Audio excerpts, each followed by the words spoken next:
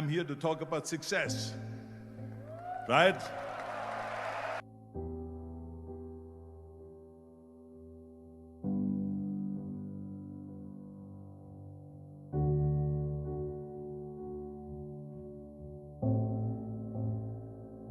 The first rule of success is to have a vision.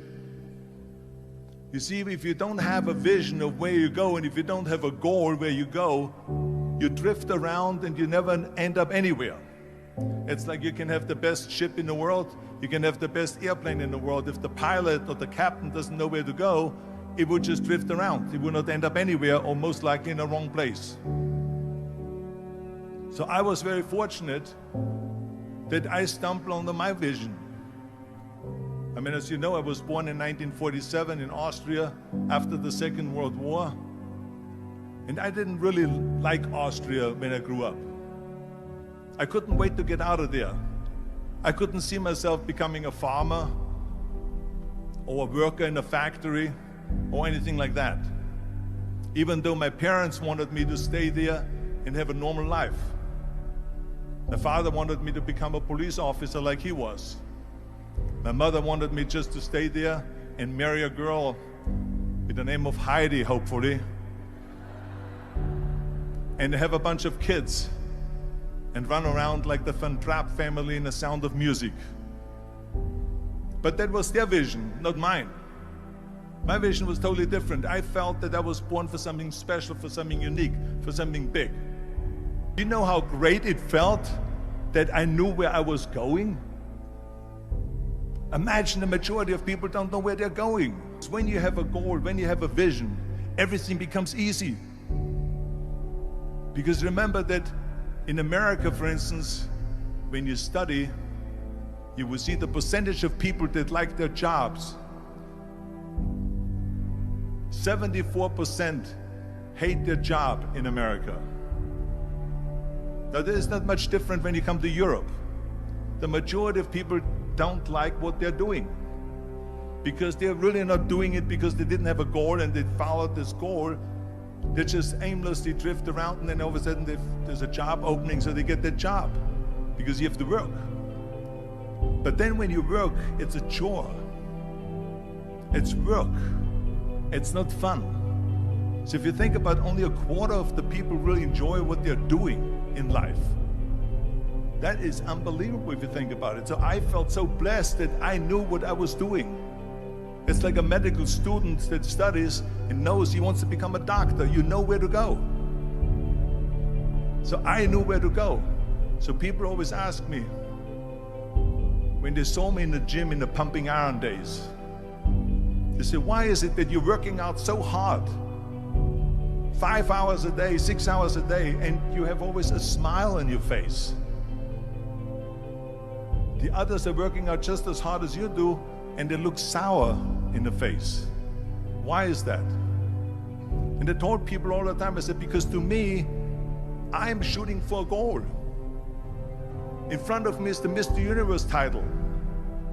So every rep that I do gets me closer to accomplishing that goal, to make this goal, this vision turn into reality.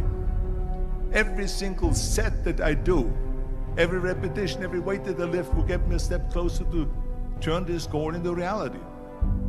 So I couldn't wait to do another 500-pound squat. I couldn't wait to do another 500-pound bench press. I couldn't wait to do another 2,000 reps of sit-ups. I couldn't wait for the next exercise, for the next half hour of posing and all the kind of things that you have to do to be a champion. And with the age of 20,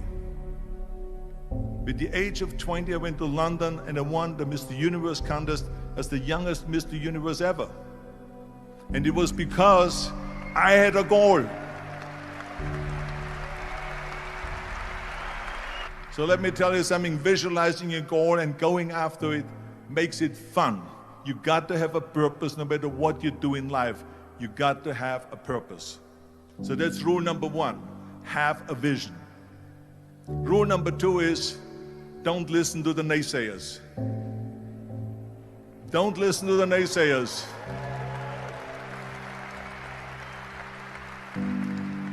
Everything I ever did, the thing that I heard out of people's mouth was, that's impossible.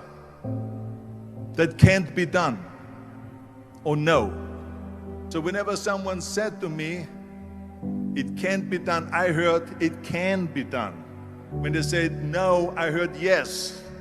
And when they said it's impossible, I heard it is possible. I'm a strong believer of what Nelson Mandela said, that everything is always impossible until someone does it.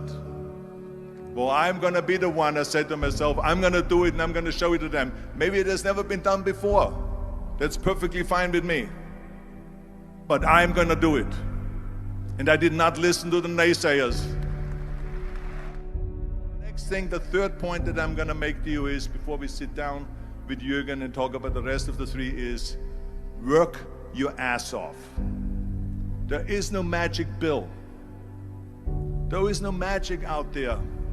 You cannot get around. You have to work and work and work. And it drives me crazy when people say they don't have enough time to go to the gym for 45 minutes a day and work out, or to do something for 45 minutes to an hour a day to improve, if it is physically improve or if it is mentally to improve. Imagine you read 1 hour a day about history. How much you will learn after 365 hours in 1 year. Think about if you study about the history of musicians, of composers, how much you would know. Imagine if you would work on a business, on some business that you want to develop every day for an hour. Imagine how further along you will go and get. So it drives me nuts because when people say we don't have the time, we have 24 hours a day. We sleep 6 hours a day, so that gives you still 18 hours. And there's someone shaking their head out here in front. They say probably, I don't sleep 6 hours, I sleep 8 hours, right? Or just sleep faster.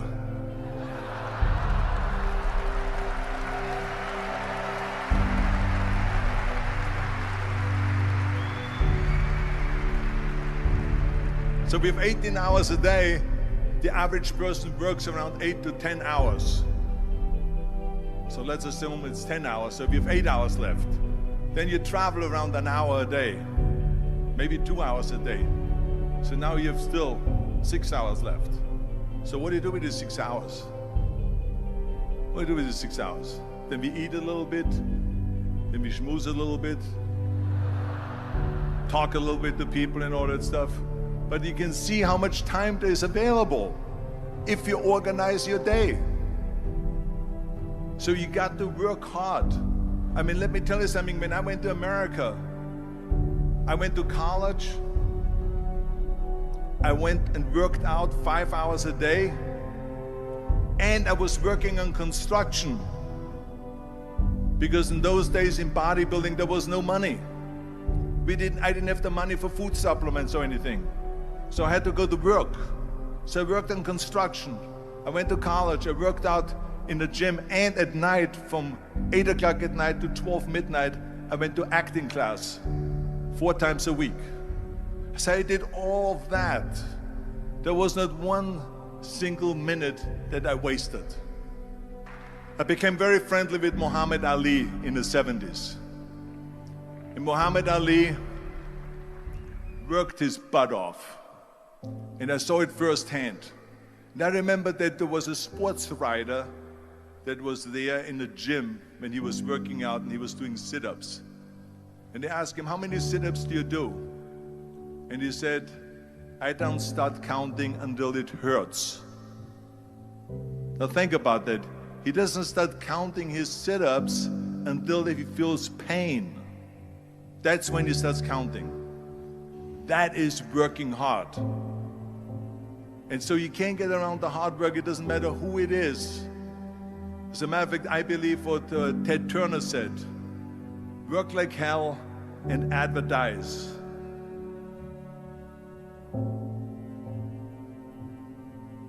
You get it? Work like hell, go to bed, and early to rise, work like hell and advertise.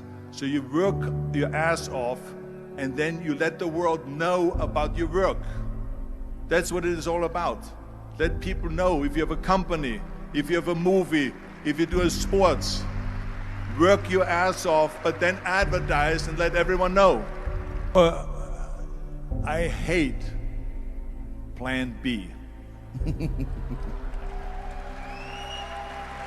And I tell you why. Because we have so many doubters, as I've said earlier, the no-sayers. We have so many of those people that say no and you can't do it, it's impossible. That is okay because we just turn off, as I said earlier, and we listen and we hear the no being a yes. You can't do it, you can do it, and all of that. So that is possible to do that amongst all the negative people around you. But when you start doubting yourself, that's very dangerous. Because now what you're basically saying is that if my plan doesn't work, I have a fallback plan, I have a plan B.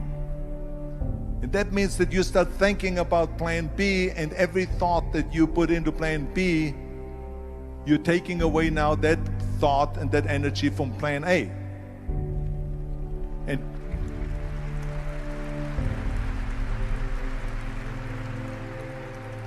And it's very important to understand that we function better if there is no safety net, because plan B becomes a safety net. It says that if I fail, then I fall and I get picked up and I have something else there that will protect me. And that's not good, because people perform better when there's no safety net. People perform better in sports and everything else if you don't have a plan B. To me, it is very dangerous to have a plan B, because you're cutting yourself off from the chance of really succeeding. And the reason, one of the main reasons why people want to have a plan B is because they are worried about failing. What is if I fail, then I don't have anything else? Well, let me tell you something, don't be afraid of failing, because there's nothing wrong with failing. You have to fail in order to climb that ladder. There's no one that doesn't fail. We all fail. It's okay.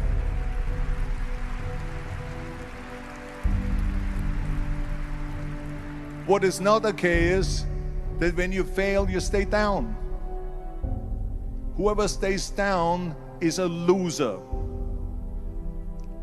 And winners will fail and get up, fail and get up, fail and get up. You always get up. That is a winner. That is a winner.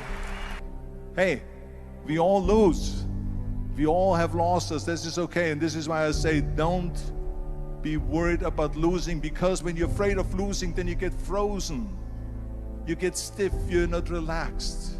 You got to be, in order to perform well in anything, if it's in boxing or if it is on your job or with your thinking, is only happening when you relax.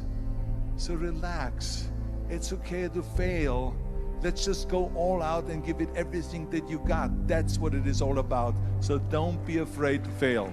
This is one of my 6 rules to success. You can only feel complete as a person if you think about what can you do for your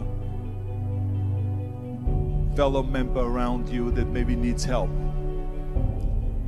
I felt like that. Everyone has a different motivation why you get into that.